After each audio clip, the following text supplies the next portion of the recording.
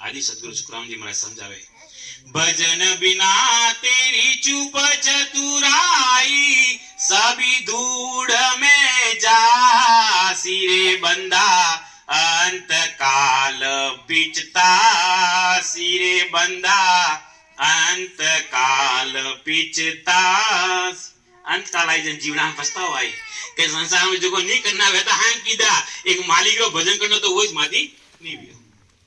अंत काल में पछतावा आई, क्यों पछतावा आईला? क्योंकि मिनक जमाना पांचों नहीं है, 4 जुगा बीच एको बारा, 4 युग में सिर्फ एक बार मिनक जमाना नंबर आवे, 4 युग और बस में एक बार मिनक जमाना नंबर आवे। हमें जो आयो नहीं वो डापो चुका, वो मिनक जमाना डापो चुका तो 43 लाख ने 20,000 साल तक 4 प्रकार की खान में फरोला, 4 प्रकार की खान में करने 4 प्रकार की खान में वो जीव भटके कौन हमें मिनक जमाना में आयो।